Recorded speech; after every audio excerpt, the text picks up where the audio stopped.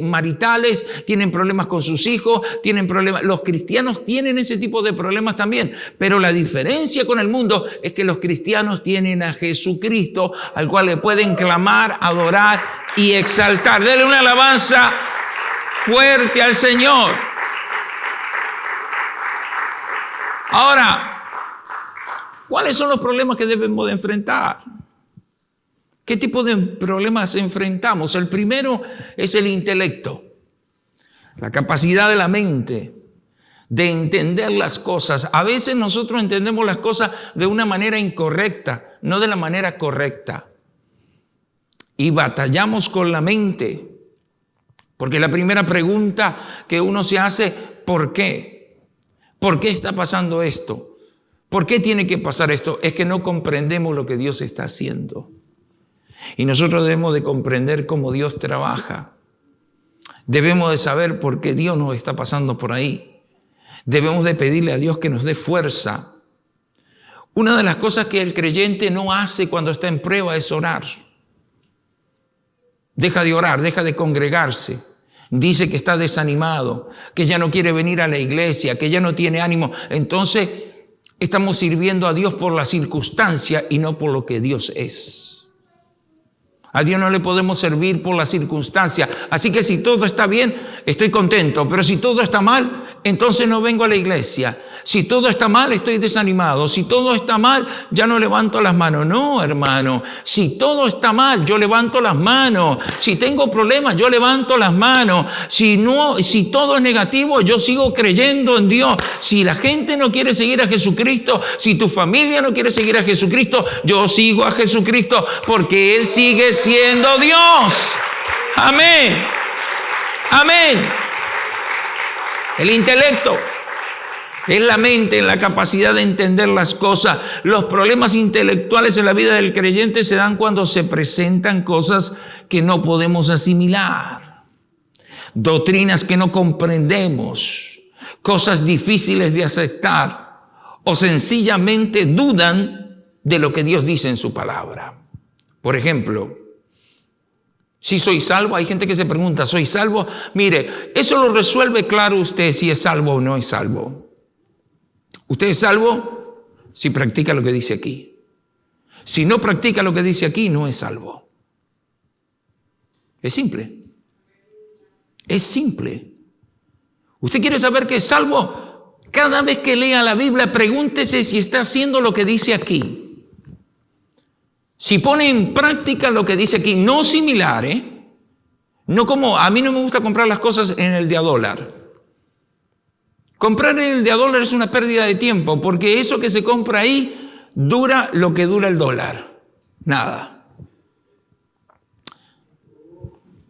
Si yo quiero saber si soy salvo, tengo que poner en práctica lo que dice aquí. Los 66 libros de la Biblia. No de una manera literal, sino de una manera práctica.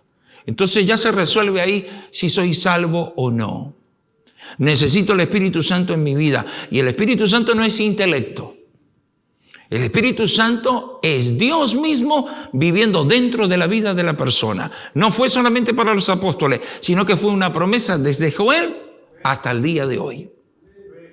Amén. Derramaré de mi espíritu sobre toda carne, y en lengua de tartamudo hablaré a este pueblo. Amén. Entonces, se resuelve ese misterio. Soy salvo si pongo en práctica lo que dice aquí. Segundo, ¿por qué tengo que creer en esto? Porque aquí está la verdad revelada. Es decir, si yo pongo en práctica lo que dice aquí y creo lo que dice aquí, yo voy seguro a lo que Dios está diciendo. Amén. ¿Y por qué tengo que vivir por esto? Porque si no voy a morir en mis propios pecados. Es simple. Así que yo soy salvo si pongo en práctica lo que dice la Biblia, si yo creo lo que dice la Biblia, y tengo que vivir por lo que dice la Biblia, no por mis convicciones personales. Ese es el problema del intelecto. Yo escucho mucha gente opinar sobre la Biblia. La Biblia no se interpreta, la Biblia se cree. El problema de interpretar la Biblia es que tenemos infinidad de doctrinas y unos creen de una manera y otros creen de otra. Y muchos dicen, como quiera todos van al mismo lugar. No, Señor. No, Señor. Porque si encasillamos a todos en el mismo lugar, entonces no importa de la manera que tú creas, eres salvo. Y no es así. Hay una sola manera de creer y hay un solo Dios que hay que adorar.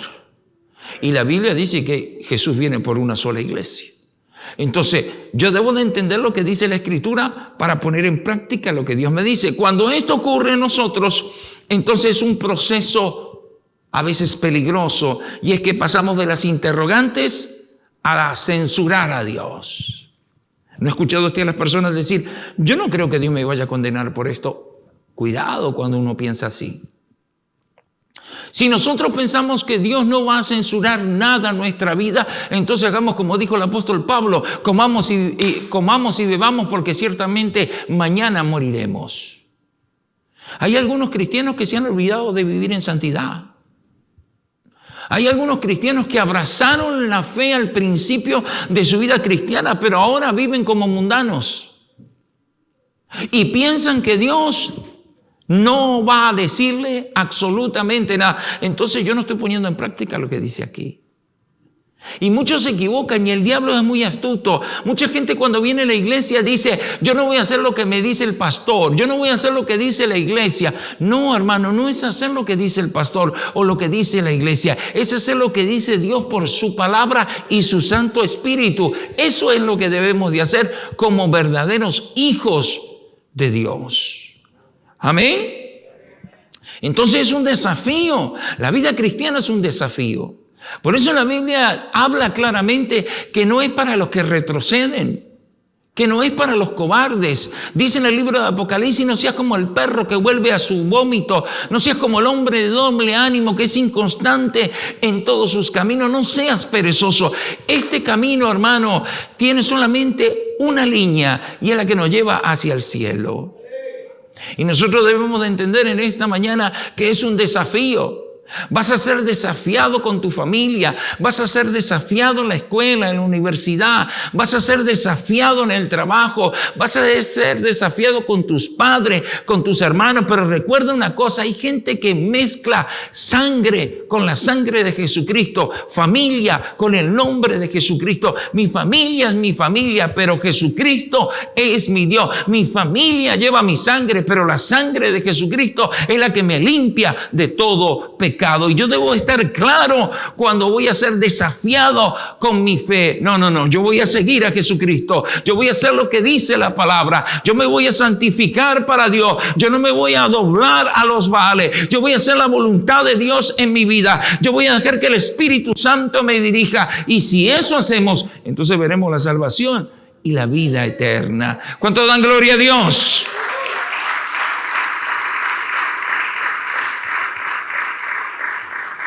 El Salmo 44, del verso 1 al 9, dice que ellos reconocieron el poder de Dios. El caso del profeta Habacuc es de esos que nos dejan una buena lección. Está agobiado por el problema de la iniquidad del pueblo y le reclama a Dios a Habacuc, diciéndole respuesta, ¿hasta cuándo? Dios le contesta, queda un pueblo peor, porque Dios va a castigar al pueblo sometiéndolo a otro pueblo peor que ellos. Entonces Habacuc protesta por esto, pero Dios le da la respuesta sabia que él tenía, un problema que no entendía ahora, y es el problema de fe. Y entonces dice la Escritura, aunque la higuera no florezca, ni en las vides haya fruto, aunque falte el producto del olivo y los labrados no den mantenimiento y las ovejas sean quitadas de la majada y no haya vacas en los corrales, con todo yo me alegraré en Jehová y me gozaré en el Dios de mi salvación. Jehová el Señor es mi fortaleza, el cual hace mis pies como de ciervas y en mis alturas me hace andar. Es decir, pareciera que estamos saliendo de lo del COVID y ahora resulta que hay una nueva variante. Y esto nunca se acaba. Aunque pase lo que pase, debemos de seguir creyendo en Dios. Debemos de seguir congregándonos. Debemos de seguir sirviendo. Debemos de seguir orando, debemos de seguir santificándonos. Hay gente que se pregunta, ¿por qué está pasando lo que está pasando? Porque tiene que pasar, hermano. Porque lo que está escrito aquí es que el cielo y la tierra va a pasar. Porque proféticamente se están cumpliendo las cosas. Y esto no va a estar siempre. Va a llegar un tiempo que va a llegar a su fin.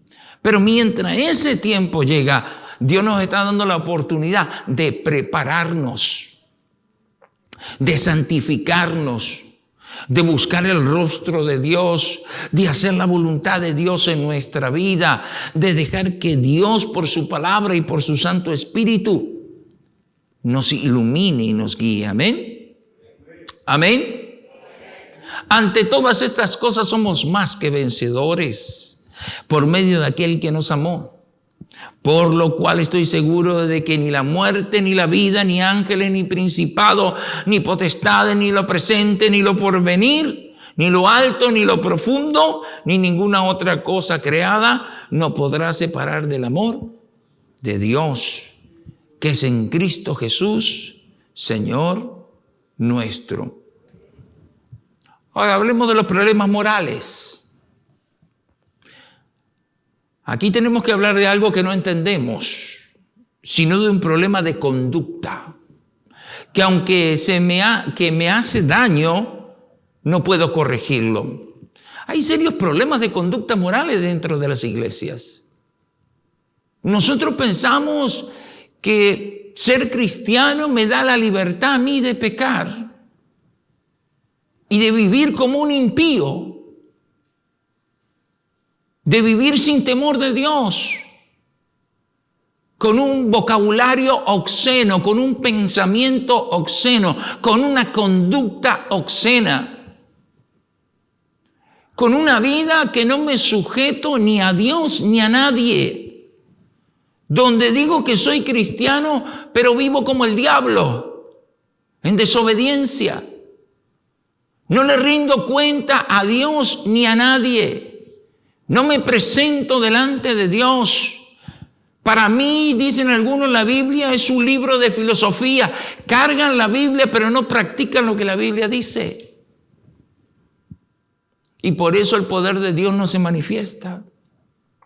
Y por eso no hay grandes cambios en nuestra vida. Porque si lees la Biblia como un libro de filosofía, no va a pasar nada. Oh, sí, yo sé lo que dice ahí, dice la gente. Oh, yo sé lo que dice la epístola a los romanos. Oh, yo sé lo que dice el libro de Hechos. Oh, yo sé lo que dice. No es saber lo que dice, es poner en práctica lo que dice. Y creer lo que dice. Y vivir lo que dice Dios por su palabra. Porque si solamente vengo a la iglesia y leo la Biblia y escucho el sermón y me voy a mi casa, los problemas morales van a seguir. Y tenemos serios problemas morales dentro de la iglesia, donde las personas han perdido el temor a Dios. Temor a Dios no es decir que yo le debo de tener miedo, no, temor de Dios. Es decir, Dios es un Dios santo y nos quiere salvar. Pero entonces, ¿dónde colocamos nosotros aquel texto de la Biblia que dice que sin santidad nadie verá al Señor? Hay muchas personas que piensan que la santidad es externa. Déjenme explicarle en 30 segundos lo que significa santidad. Santidad significa estar apartado y separado para el uso de Dios. Eso es lo que significa santidad. Si yo quiero que Dios me use, entonces Dios me saca del mundo y me pone en la iglesia. Y cuando me pone en la iglesia, entonces como una vasija me empieza a hacer de nuevo para depositar su presencia. Y muchos de nosotros no hemos entendido eso. Estamos en la iglesia, pero nuestra conducta es la incorrecta. Estamos en la iglesia, pero nuestro comportamiento moral es el incorrecto. Estamos en la iglesia, pero vivimos como nosotros queremos. Estamos en la iglesia, pero no nos sometemos a nadie. Estamos en la iglesia y seguimos teniendo prácticas mundanas. Entonces la pregunta es, ¿dónde está lo que dice la Biblia en mi vida? Hay muchos que se quedaron solamente en el arrepentimiento y en el bautismo y después ya, forget it.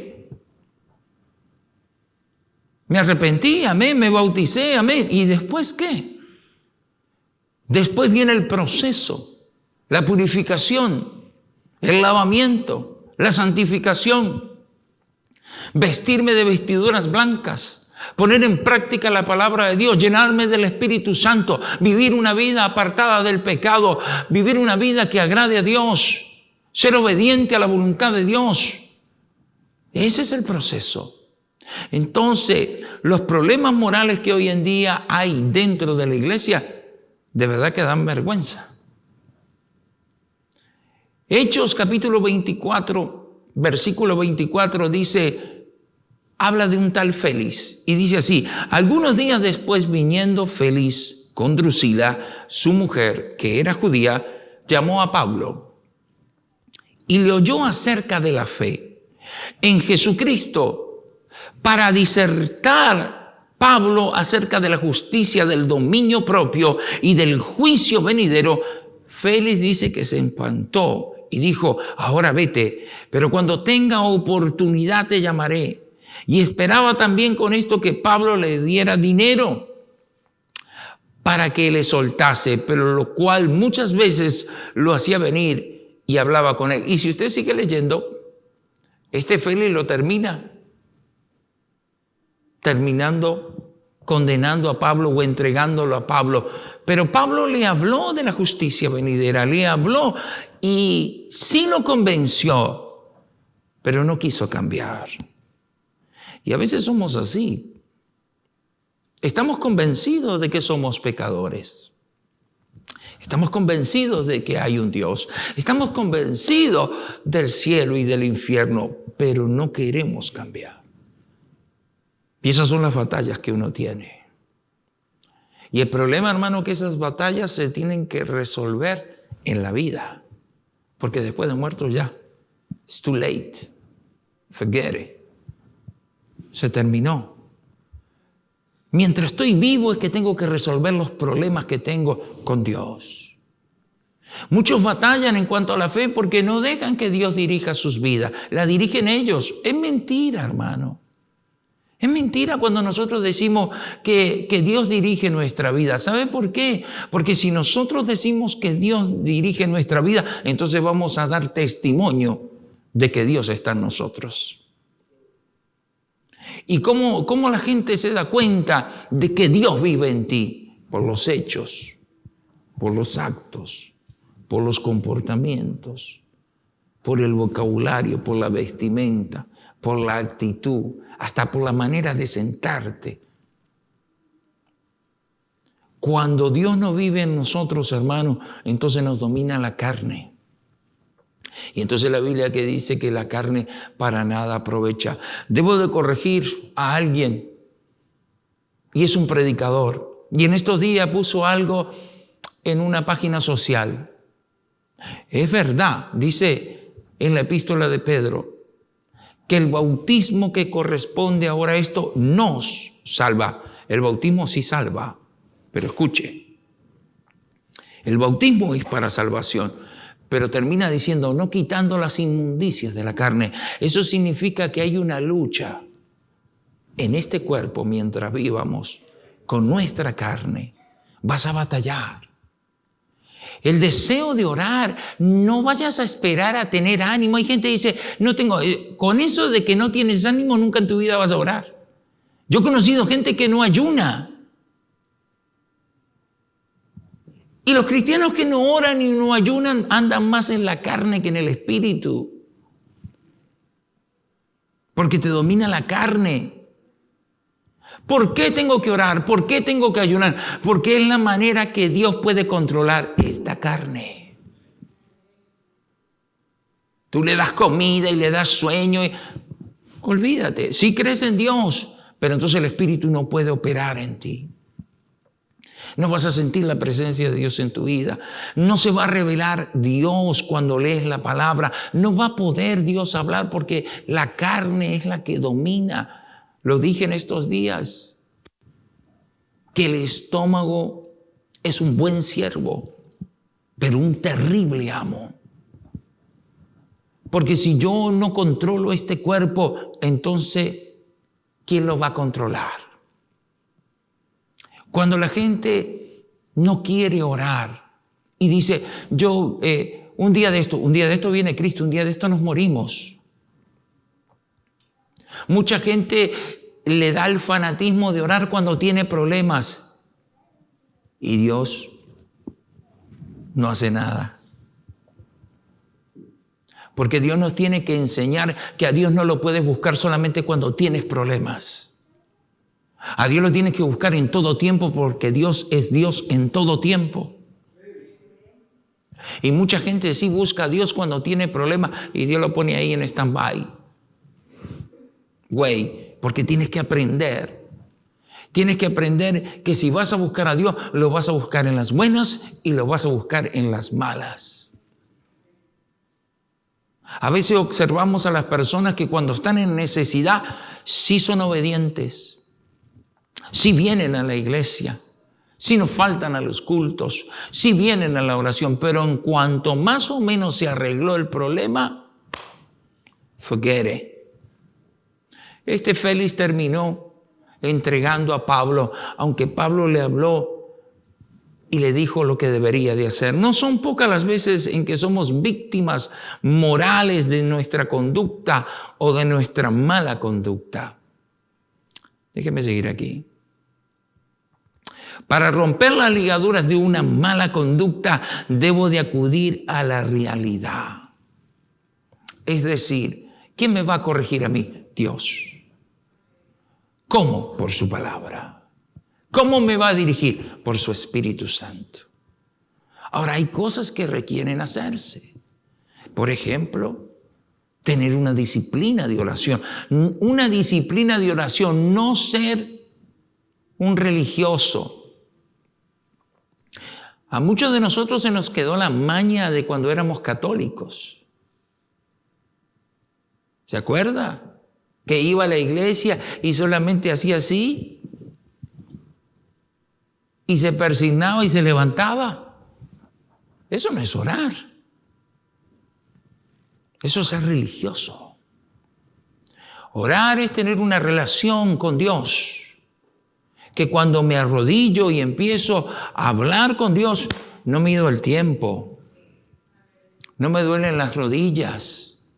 No estoy bostezando. No me viene sueño. No, voy a hablar con mi papá. Me voy a presentar delante de mi papá. Necesito que mi papá me escuche y necesito que mi papá me hable. Si usted tiene hijos,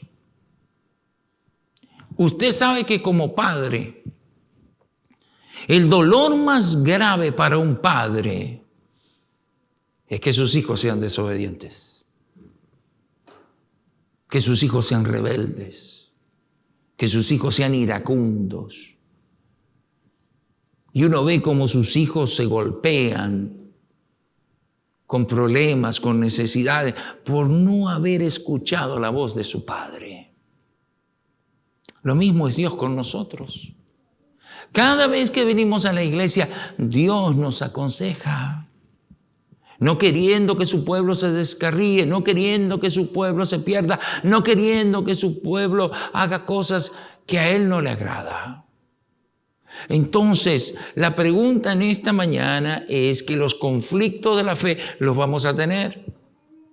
Si yo no entiendo que los pecados morales me terminan afectando, que la desobediencia me termina afectando, que la irreverencia me termina afectando, que la falta de comunión con Dios me termina afectando. Dígame una cosa, ¿por qué nos costará tanto orar? Y cuando vamos a una fiesta estamos hasta las 3 o las 4 de la mañana. ¿Por qué? ¿Por qué nos podemos desvelar mirando una película y no nos podemos desvelar en una vigilia? ¿Por qué hay personas que cuando se van de diversión hasta la 1, a las 2 de la mañana, no están pensando que se tienen que levantar a las 6 o a las 7 de la mañana a trabajar y se levantan? Pero cuando hablamos de la iglesia, hay vigilia, no puedo, mañana trabajo. Ay, ayuno, ay, no puedo, me da hambre. Y entonces uno ve que la vida espiritual de esas personas va en declive, en decadencia. Y el diablo es muy astuto. El diablo no va a atacar jamás a una persona que espiritualmente está fuerte. No lo puede atacar. Ni moralmente. De la única manera que lo puede atacar es de una manera física. Fue lo que le pasó a Job. Pero aún así, jamás renegó de Dios. El diablo es muy astuto. Cuando espiritualmente estás débil, él usa armas estratégicas para terminar de debilitar tu fe. Por eso la Biblia dice que el que está firme, mire que no caiga. Por eso la palabra de Dios dice ser constantes en la oración, en el ayuno, en la vigilia. Por eso Hebreos dice, no dejes de congregaros como algunos tienen por costumbre. La Biblia, hermano, no está escrita porque a Pedro se le antojó escribir, y a Pablo también, y a Santiago también. No, la Biblia está escrita porque Dios soltó su palabra para que nosotros entendamos cuál es su voluntad. Y si hacemos su voluntad, entonces viviremos juntamente con Él. Amén. Denle una alabanza a Jesús en esta mañana. ¿Quién vive?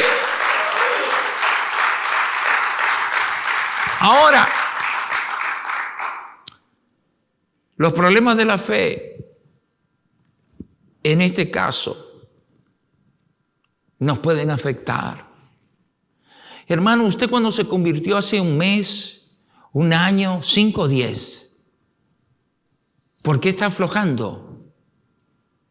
¿Por qué aflojamos? Esto de convertirse al Evangelio es hasta que Cristo nos mande a buscar. No es que me convertí ahora y ando bien un par de meses. No. Hay personas que están muy equivocadas, que dicen que tienen años en el Evangelio, pero yo considero que los años en el Evangelio es cuando aceptaste a Cristo y te mantuviste ahí. No de que entraste y saliste y te diste una vuelta por el mundial y viniste. No. Porque hay espacios. ¿Ok? Hay un programa que se llama Sound 4, que es para grabar. Entonces tú le prestas el récord al Sound 4 y empiezas a hablar. Y el Sound 4 registra tu voz. Registra los tonos graves y los altos y los bajos. Y si hay espacio, como quiera, sigue. Entonces, después que uno va a sintetizar o masterizar la voz o la grabación, entonces uno con la computadora empieza a borrar los espacios para grabar, que quede uniforme lo que haya grabado. Esto del Evangelio, hermano, es que si yo me convertí a Cristo en el año que me convertí, yo tengo que seguir a Jesucristo siempre. Los 365 días del año y todos los años que Dios me dé de vida. No es esto que me convierto hoy y me doy una vuelta, porque entre que das una vuelta y vienes, pueden pasar muchas cosas. Esto es hasta que uno se muere. Si yo abracé la fe de Jesucristo, si yo creía la palabra de Dios, entonces yo debo de practicar lo que Dios dice en su palabra. Hay muchos, y lo voy a corregir bíblicamente, porque no lo puedo corregir de una manera personal, lo tengo que corregir bíblicamente en esta mañana. Jesús dijo esto: un ciego no puede guiar a otro ciego, porque los dos caerán en el hoyo. Usted no se fije lo que hace su hermano o lo que hace otra iglesia.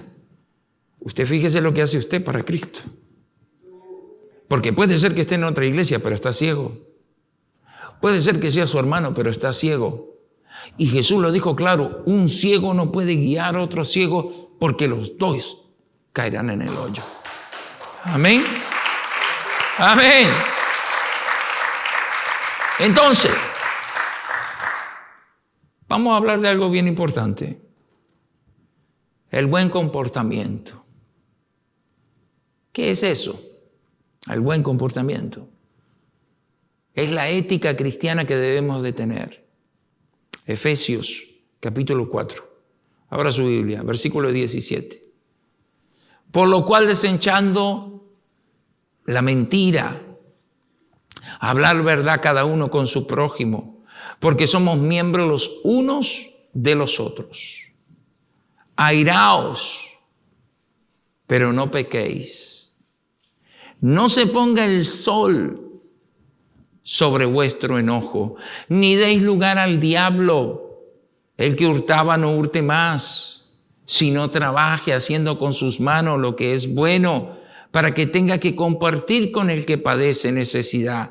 Ninguna palabra corrompida salga de vuestra boca, sino la que sea buena para la necesaria edificación, a fin de dar gracias a los oyentes, y no contristeza al Espíritu Santo de Dios, con el cual fuiste sellado para el día de la redención. Quítese de vosotros toda amargura, enojo, ira, gritería, maledicencia y toda malicia. Antes, ser benignos unos con otros, misericordiosos y perdonaos unos con otros, como Dios también os perdonó a vosotros en Cristo. Ahí está hablando sobre la ética cristiana, la moral cristiana, la manera que realmente debemos de ser nosotros como hijos de Dios. ¿Cómo debe ser el comportamiento cristiano? Bueno, el buen comportamiento de los cristianos. La Biblia enseña que los cristianos debemos de rechazar las cosas que afectan nuestras relaciones unos con otros. Por ejemplo, yo me topo, por decirlo así, en la iglesia con personas que no les gusta obedecer. No obedecen la autoridad. Tienen problemas con eso. Tienen problemas de sujeción, tienen problemas de obedecer, tienen problemas de corrección. No quieren ser corregidos, no quieren ser amonestados. Por eso a veces la gente aguanta muy poco en la iglesia. Porque ellos piensan que venir a la iglesia es solamente escuchar el mensaje y vivir la vida loca. Es venir a la iglesia y comprarse una Biblia y hacer lo que se me da la gana. Tampoco es así. Entonces no dice ahí, claro, apártese de vosotros toda gritería, maledicencia, enojo, pleitos, iras, contiendas. ¿Por qué? Porque se supone que ahora tengo una nueva vida en Cristo. Ahora el Espíritu Santo reposa sobre nosotros. Fuimos bautizados, fuimos perdonados. Dice que somos una nueva criatura después que emergemos del bautismo. Quiere decir que ya no soy la misma persona. Entonces, ¿cuál es la instrucción? Uno de los grandes problemas que tenemos en la iglesia es la mala forma como nos relacionamos. Parece que aunque no prestemos atención a esta situación, es tal vez la más que destruye a la iglesia y al creyente. Por decir un ejemplo, hay personas que sí aceptaron a Jesucristo, pero no aceptan un estilo de vida diferente. Sí aceptaron a Jesucristo, sí creen en Jesucristo, pero cuando Dios empieza a incursionar en su vida personal, de cómo debemos de ser para Dios, ahí hay un tope. Y entonces la gente empieza a decir, no, a mí no me gusta eso. Y entonces la gente empieza a decir, ¿por qué debo de cambiar? ¿Por qué debo de dejar hacer esto? Y entonces hay iglesia para todos los justos. Hay iglesias que no le predican a la gente lo que yo le estoy predicando en esta mañana. Le predican otra cosa. Hay iglesias que no predican en contra del pecado, sino que predican a favor del pecado. ¿Ah? No lo digo yo, lo dice la Biblia y lo dice la historia. Dice la Biblia en la epístola de los Romanos que el hombre y la mujer cambiaron el uso natural, que es contranatural. Y una gran organización y gran iglesia tiene ministros lesbianas y homosexuales. Y la gente feliz de la vida. Y dicen que ahí está el Espíritu Santo. Bueno, yo sigo creyendo lo que dice aquí. Y lo que dice aquí es que Dios es veraz, que es correcto, y que lo que Dios condena en la Biblia, aunque el hombre lo quiera cambiar, Dios no lo puede cambiar. Porque no le puedes agregar ni un punto, ni una tilde, ni una coma de lo que ya está escrito. Entonces, cuando hablamos de comportamiento, cuando hablamos de ética cristiana, cuando hablamos de relacionarnos en la iglesia, muchos de nosotros en la iglesia queremos que nos sirvan, pero no queremos servir. Muchos de nosotros en las iglesias queremos dar consejo, pero no recibimos consejo. Y no es así. Nosotros llegamos a la iglesia para que Dios, a través de su palabra y de su Santo Espíritu, nos dirija, nos instruya, abra nuestro entendimiento, que lo que estamos practicando ya no lo practiquemos. Que nuestra vana manera de vivir tiene que quedar sepultada ahí cuando Dios nos perdonó. Y entonces dejar que Dios, por su palabra y su Santo Espíritu, nos guíe. Amén. La mentira. Por lo cual, desechando la mentira, hablar verdad cada uno con su prójimo, porque somos los miembros los unos de los otros. Si hay algo que contamina, hermano, esta creación, es la mentira. Y a veces como cristianos no decimos la verdad. Mentimos. ¿Por qué no vino a la iglesia? Es que mentira, se quedó. Se quedó. ¿Por qué no ora? Es que... Me explico, y la lista es larga.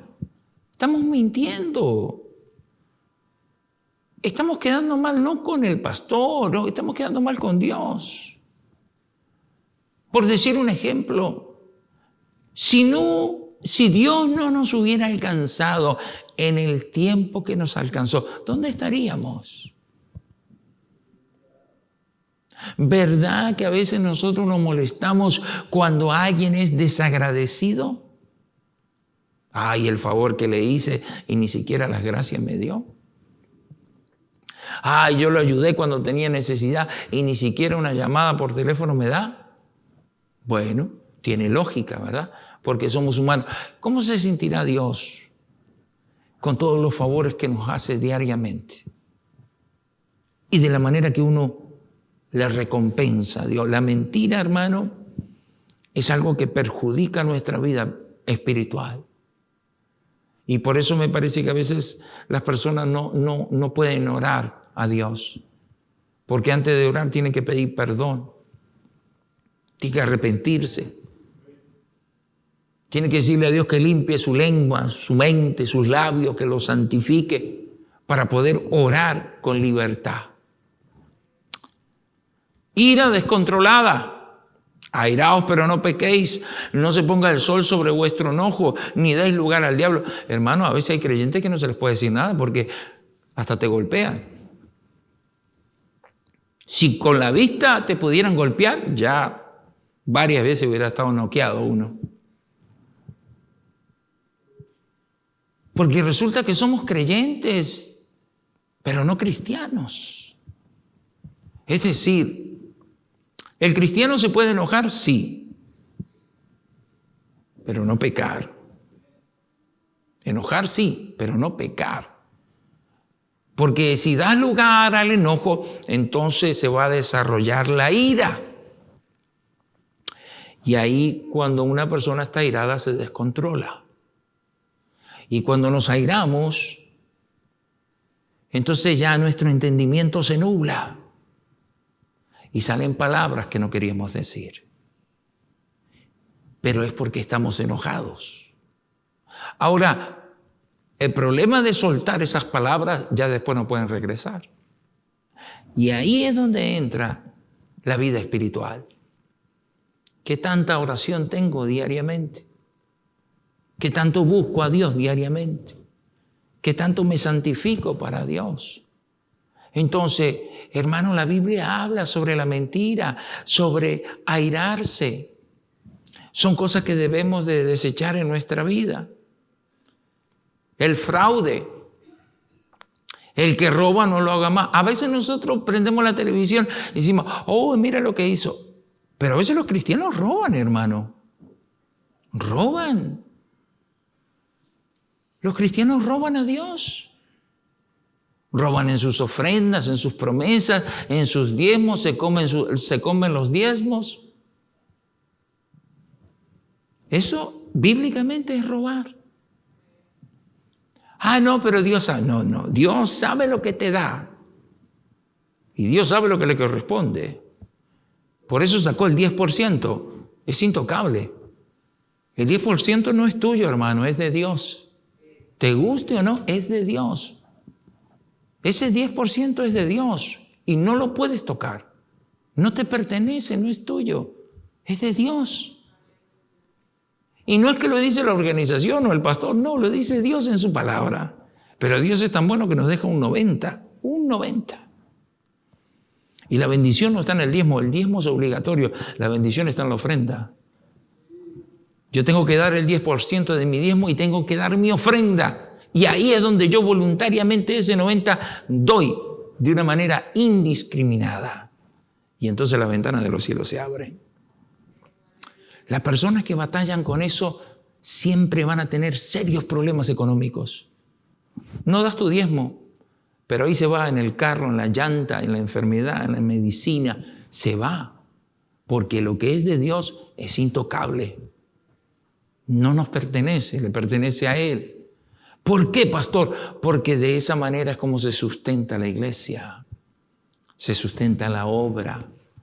De esa manera como se pueden abrir misiones, de esa manera como se pueden levantar santuarios. Es decir, Dios es perfecto. Y entonces cuando venimos a esta parte de la vida cristiana y hablamos de fraude, tenemos que hablar de nuestra mayordomía como cristianos. Y nosotros tenemos que ser honestos con Dios. No podemos andar escondiendo o sacando o sustrayendo de lo que a Dios le pertenece. Dios no te va a recriminar, Dios no te va a exhortar, no, pero va a llegar un tiempo que la puerta se va a cerrar. Y cuando la puerta se cierra, no la puede abrir el hombre, solamente Dios la puede abrir. Entonces, si Dios nos ha dado salud, si Dios nos ha dado trabajo, si Dios nos ha dado negocio, si Dios nos está bendiciendo, ¿por qué vamos a hacer algo que la Biblia dice que Dios no está de acuerdo? Que Dios enfáticamente dice que es robo. ¿En qué me habéis robado? En vuestros diezmos, en vuestras ofrendas. Robará el hombre a Dios, diciendo, hey, Dios no puede ser burlado. Las malas palabras. Espero que no haya nadie aquí que todavía tenga una boca obscena. Las malas palabras, esto quiere decir conversaciones dañinas, como son murmuraciones, críticas, chisme, etc. Lo cual no edifica a nadie, sino que daña la rueda de la creación. Nosotros como cristianos ya no podemos tener ese tipo de vocabulario obsceno, de crítica, de chisme. De que fíjate tú, fíjate cómo andas tú, fíjate cómo te comportas tú, fíjate cómo hablas tú, fíjate cómo te vistes tú, fíjate cómo llevas tus hijos, tu esposa, fíjate tú primero. Antes de hablar de alguien, pon los dedos hacia ti. Pon los dedos hacia ti antes de hablar de alguien, pon los dedos hacia ti. Y fíjate tú, mírate al espejo. Mírate al espejo cada mañana y si vas a hablar de alguien, primero, ¿qué tienes que decir de mí? Y te puedo garantizar que te va a hablar. Y te va a decir, tú eres así, así, así, así.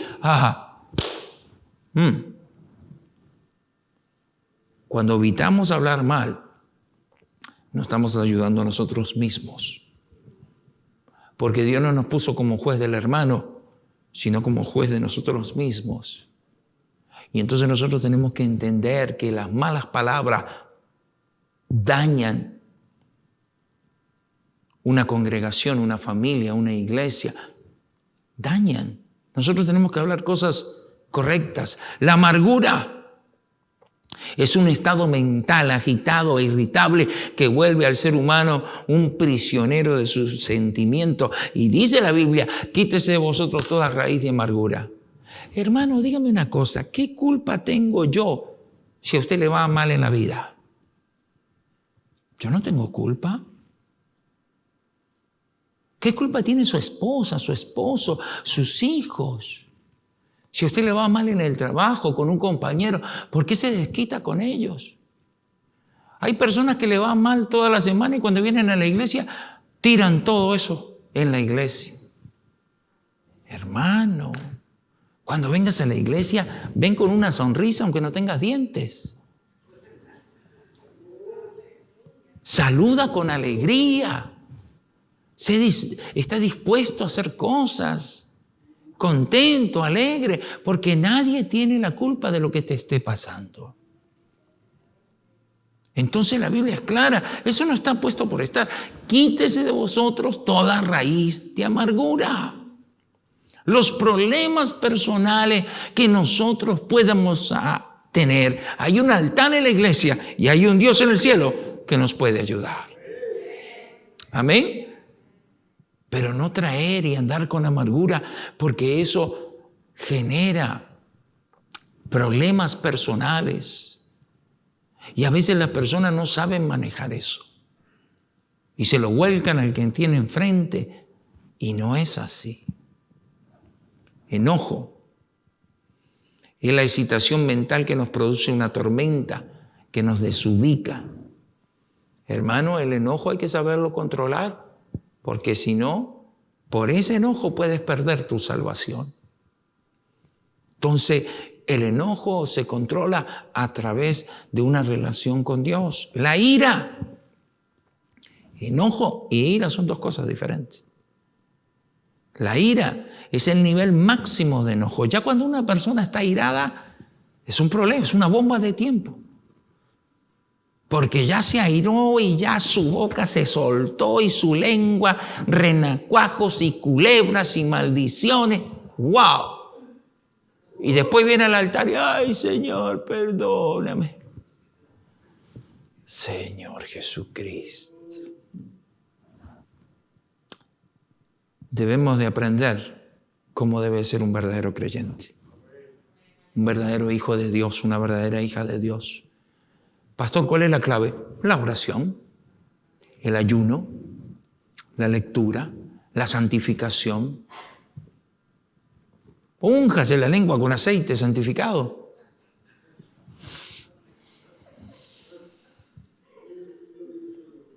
No me haga caso de eso. Pero había un pastor que estaba en una oración y de repente agarró la botella y ¿qué estás haciendo? Para que me santifique la lengua también. Pero uno se santifica a través de la oración. Gritería. No necesitamos gritar, hermano. Gritar no es bueno. Eso se exaspera a uno, se pone peor. Cuando tengas problemas, primero ora y después habla. Ponga en práctica algo que yo hago siempre. Antes de hablar, piense 30 segundos. Porque la palabra siempre va a estar ahí, pero 30 segundos antes, como que le baja el desnivel a lo que va a decir. Y ya no sale tan fuerte como lo iba a decir al principio. Y eso genera una buena relación entre parejas, hijos e iglesia. Amén. Maledicencia es hablar lo que es dañino a la reputación del otro. Imagínese, póngase a pensar una cosa. Si a usted no le gusta que hablen de usted, ¿quién nos da la autoridad para hablar del otro? Si a usted no le gusta que critiquen sus hijos, no critique los hijos de nadie. Si a usted no le gusta que critiquen su esposo, no critique el esposo de nadie o la esposa de nadie. No critique. Porque cuando nosotros hablamos, decimos cosas, estamos dándole al diablo la oportunidad de acusar. ¿Me explico? Malicia es la forma disimulada de ver las cosas para luego actuar en contra. Es darle a ciertos hechos la idea de malo, atribuirle cosas malas a las acciones de otro. Todo eso atenta a la comunicación de las personas, de las familias y de la iglesia. Así que en esta mañana entendamos que nosotros vamos a ser desafiados en nuestra vida cristiana, desafiados en la fe, desafiados en nuestra conducta, y que Dios, por su palabra y por su Espíritu Santo, nos va a guiar. Amén. Si estas cosas que se hablaron aquí en esta mañana, hay cosas que está practicando, déselas a Dios, pero désela con su corazón y busque a Dios en oración. Y usted va a ver cómo Dios y su Santo Espíritu va a trabajar. Y poco a poco su vida va a empezar a cambiar. Amén. Porque al fin y al cabo Dios nos quiere salvar. Póngase de pie en esta mañana. Vamos a orar. Y pidámosle a Dios que nos ayude